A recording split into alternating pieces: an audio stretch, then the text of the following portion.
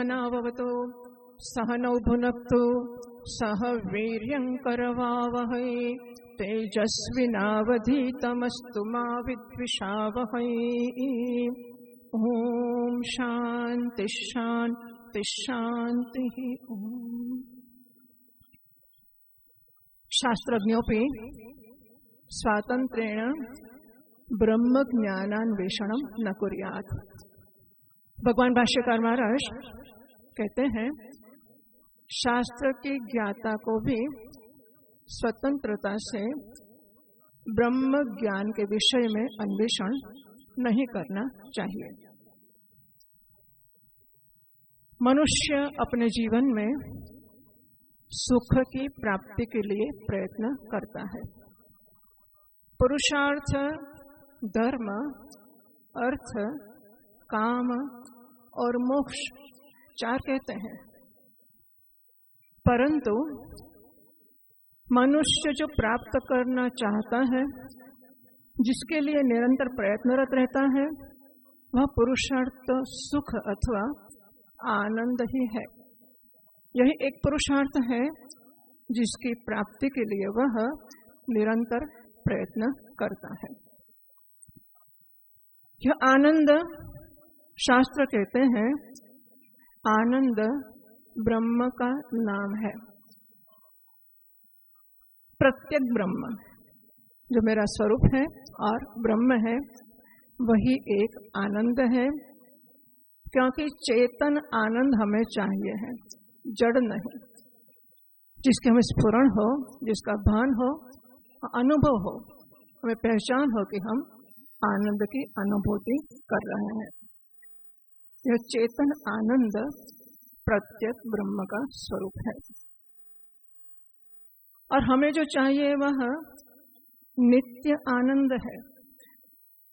छोटा मोटा मिल जाता है, छोटा बड़ा आनंद हमें। कोई मिठाई खा ली, किसी ने हमें माला पहना दी, किसी ने हमें शाल ओढ़ा दी, हमारा सम्मान कर दिया, अच्छा लगता है, सभी को अच्छा लगे। जो शाल ओढ़ाए उसको भी लगता है कभी हमारे भी बारी आ जाए, हम ऊपर बैठे और कोई हमें शाल ओढ़ा दे, अच्छा लगता है, सम्मान मिले तो सुख तो होता है। छोटी बड़ी बातों से सुख हो जाता है।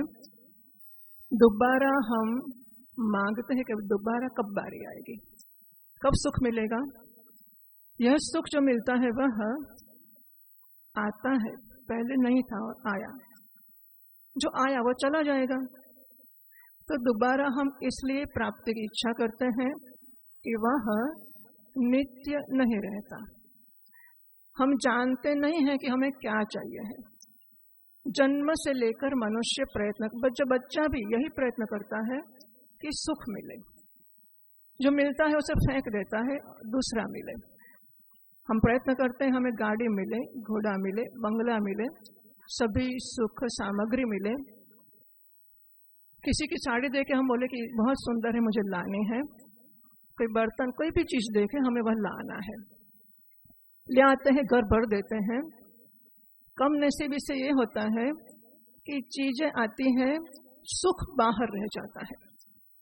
हम जब छोटे थे, नर्मदा में स्नान करने जाते थे, तो हम ये करते थे कि अलाब, माने गुजराती में तमुड़ू कैसे, अलाब और बॉटल गोड, इसे हम पहले छोटे बच्चे होते हैं तो रस्सी से बांधते हैं और इसके पेट के साथ बांध देते हैं और उस बच्चे को फेंक दो पानी में, वो तैरता रहता है।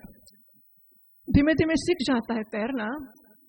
उसके बाद ये होता है कि उसकी रस्सी की आवश्यकता नहीं रहती। फिर हम लोग छोटा अलाबू तुमड़ा लेकर जाते हैं, तैरते हैं, उसको फेंक देते हैं पानी में, फिर तैर कर उसे पकड़ लेते हैं, थोड़ा विश्राम करते हैं उसके ऊपर, फिर दोबारा फेंकते हैं, दोबारा पकड़ते हैं। अब हमें पकड़ना ही था तो फेंका क्यों, और फेंका ही है तो पकड़ते क्यों है। हम यही करते हैं जीवन में कि हम जीवन में एक के बाद एक सुख मिलेगा, इसकी आशा से, उम्मीद से चीजों को प्राप्त करते हैं, लागते हैं, उसको भोगते हैं, दोबारा उसको फेंक कर किसी और चीज को ढूंढते हैं। बात ये होती, चीज मिलती है, सुख हम यहाँ से बोलते हैं। जैसे 10वीं कक्षा में पढ़ना है, उसमें बोर्ड में नंबर आ गया, गोल्ड मेडल मिल गया, हम धन्य हो गए एक क्षण के लिए, फिर सुख को बोलते हैं कि आप जाकर 12वीं कक्षा के अंदर उसके परिणाम में जाकर बैठ जाओ, तब तक हम सुखी नहीं होंगे। अब सुख को हम तब भोगेंगे जब 12वीं कक्षा में गोल्ड मेडल मिलेगा। तो 10वीं का गोल्ड मेडल आ गया, उसको फेंक दिया 12वीं कक्षा के लिए। जब 12वीं कक्षा में गोल्ड मेडल आया तो हमने फेंक दिया कि जो मेडिकल में एडमिशन मिलेगा तब सुखी होंगे। इसको समझना कि गुरु चाहिए इसके लिए। अनुभव सबको है, अनुभव का विश्लेषण नहीं है, उसमें से क्या सीखना वह भी हम नहीं जानते हैं। कि हमारे गुरुजी विरक्त शिरोमणि महाराज के साथ हम आए थे यहाँ, कोई कहे कि दार्शम पीठाधीश्वर के साथ हम आए थे, कोई कहे कि ओमकारेश्वर महाराज जी के साथ आए थे। तो महात्माओं का नाम नहीं बोलते, तो हम बात भी कर रहे हैं पर पहचानते नहीं हैं। तो पहचान से हमें प्राप्त हो ऐसा लगता है। बात करते हम सोचते हैं कि कब आएंगे महाराज जी, कब प्रणाम करेंगे, कब बात करेंगे, कब आशीर्वाद लेंगे उनसे। और जब कोई बता दे कि यही है, यही महाराज जी हैं, तो हमें इनकी पहचान होती है, तो प्राप्त हो गया ऐसा लगता है। बराबर, सुख नित्य प्राप्त है, उससे हमें पहचानना है। और वो कौन पहचान करवाएगा? गुरु करवाएंगे। ब्रह्म ज्ञान की बात तो बड़ी ऊंची ऊंची महाराज जी सब लोग करेंगे, तो हमारे उपयोगी बात यह है कि हमें पहचानना है। गुरु जी कहेंगे कि सोचिए जरा, सुख की प्राप्ति के लिए इतने जन्मों से तो करते आए, कम से कम इस जन्म में तो, जब से जन्म में हम इसी के प्रयत्न करते हैं, और हमेशा लगता है कि बस इतना ही दूर है। जैसे यहाँ पर गुड़ लगाते हैं, ऐसे गुजराती में कोहनी पर गौड़, तो इतना बस अभी पहुंच गए और नहीं पहुंचे। अथवा गुजराती में गाड़ा ने आगर पेलो लींबू बरद ने आगर कैरेट बिफोर द बुलॉक। तो ये सोचता है कि बस अभी मिल जाएगा। कभी मिला नहीं, किसी को नहीं मिला, और मिलने वाला भी नहीं। अनात्मा से सुख नहीं मिलेगा, जो आएगा वह नित्य नहीं होगा, इतना समझ सकते हैं। तो गुरुओं की, महात्माओं की कृपा है कि अभी आशीष भाई बात कर रहे थे कि 4 पीढ़ी से महाराज जी के पास रह रहे हैं, और महाराज जी की कृपा के कितने अनुभव बताए उन्होंने।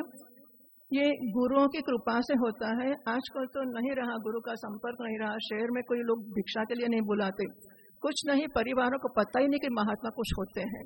उनको प्रणाम करना चाहिए, उनके आशीर्वाद लेना चाहिए। तो ऐसे कार्यक्रम बने, उससे बहुत अच्छा होता है। महात्मा इतने हमें दर्शन करने मिलते हैं, महात्मा को सुनना मिलता है। मैं बहुत खुशी होती है कि ऐसे कार्यक्रम बने। इसके पीछे बहुत सारी मेहनत लगती है, हम जानते हैं, पर फिर भी महाराज जी ने कार्यक्रम करवा दिया तो बहुत सुंदर हुआ। सहस्त्रचंडी याग हो रहा है, यह भी अच्छी बात है। इतने भक्त आते हैं, सेवा करते हैं, और महाराज जी के 90 साल पूरे हुए हैं। अगले साल 91 होने जा रहा है, तो हम तो प्रणाम ही कर सकते हैं महाराज जी को, और ऐसा चलता रहे तो इसके लिए महाराज जी को तो फिर रहना ही पड़ेगा। तो आप महाराज जी का स्वास्थ्य ठीक रहे, महाराज जी के आशीर्वाद मिलते रहें जैसा भी मिलते हैं। उनकी प्रेरणा से लोगों के जीवन में भगवान का नाम होता रहे, हम भगवान से प्रार्थना करते हैं। सभी महात्माओं के चरणों में प्रणाम करके मैं अपनी वाणी को विराम देती हूँ। ओम। खूब खूब धन्यवाद।